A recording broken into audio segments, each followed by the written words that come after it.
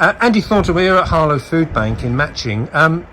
You've end of September, but you just released a video. Can you tell me what it was about and why? Yeah, sure. We became aware that this year a lot of the schools have just started back, and the usual harvest celebration was a bit on hold, or people didn't know whether they were going to do it or not, because they thought, well, can we handle food? Can we pass it in? What's the score this year? And so I had a chat with my boys' headmaster, and he said no, we were up for it, and he thought they could do it, but they hadn't thought about it much. So I thought, they've got so much on their minds, why don't we make a video? Because a lot of the schools are doing Zoom assemblies, which means the kids don't all come into the main space. They have the whiteboard becomes the head teacher's face, or whatever they want to show, and they sit where they are, and the assembly comes to them. So I thought, well, let's make a video. So we launched this video. We had a great supporter, got Hannah Jane Fox, who's a CBBC actor, and we got her to front it for us and to explain the work of this place here. So this is our food storehouse, and it's full of about 30 tons of food. But we explain to them how we get random gifts of food and we turn it into something that's systematically going out, doesn't go out of date, arrives in people's doors or in bags or wherever it's going, well sorted, well balanced, and all those kind of things. So that's the story of what we've given them. And at the end of the day, we hope they'll show them to the kids, and the kids will do the harvest as normal, and the churches will do the harvest as normal. Because we're in a bit of a perfect storm here. If the COVID, the end of the furlough and all the economic implications of the COVID pandemic hits us, we're in for a bad winter.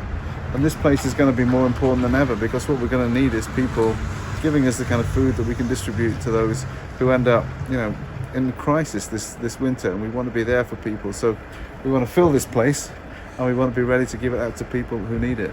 So here we're at the end of September. How busy are you at the moment, and how busy do you think? Do you have to plan? You have almost plan ahead for the next 6 months? Yeah, what's happened here? Already this year we've given out as much as what we gave out all last year. So by the beginning of September, all last year was a record amount. So it's literally getting worse. So when we think back, well, how do we plan ahead? Well, if we're forecasting that the numbers are going to go up, we need this place pretty much full, because once harvest is over and when Christmas is over and times like that, the beginning of next year in particular, we're going to have a lot of this kind of food, and this is sort of longer shelf life food we've got here. So we've got things with dates, tins with dates 2023 up there. That's the sort of thing we need. We need to be able to get things to people that aren't perishable, and we supplement it with fresh food. We get some supermarkets will give us the chance to pick up fresh food and things like that. So we supplement it with fresh food. But really, this is what we need right now to get ourselves through the forecast for this coming winter. And you're a small team, aren't you? Yeah, we have kind of 4 staff overall, and then numbers of staff who are also working in satellite and different projects in different parts of the town.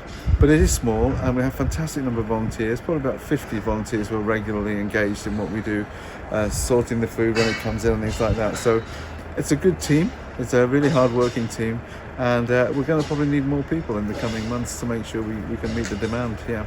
And just going back though, they say there may be between 10 and 15,000 people on furlough in Harlow alone. Yeah. There could be an avalanche of inquiries, couldn't there? There could, and what concerns us more than anything is people who don't come in through the usual channels. There's going to be people who maybe been working for many years and suddenly find themselves without a job, and they're not in the system, as it were. They're not used to, don't know where to turn. The most referrals that we get for food here come from the job centre or from the CAB, but there's lots of other people, agencies that know people who are in need and who are reaching a crisis point. Those are the people who give food vouchers to collect the food. But we want to encourage people who can see that there's a problem coming, and not to end up going into too much debt, not to end up with the kids struggling or too much household strife for the need of the kind of parcels that we deliver. So we're working with all the other agencies in town and making sure there's a good emergency plan, and we're really encouraging people not to get to the point where really they are struggling, but put the call out that you need. You can call our number, you can call CAB and people like that. We'll make sure that your family doesn't go without food.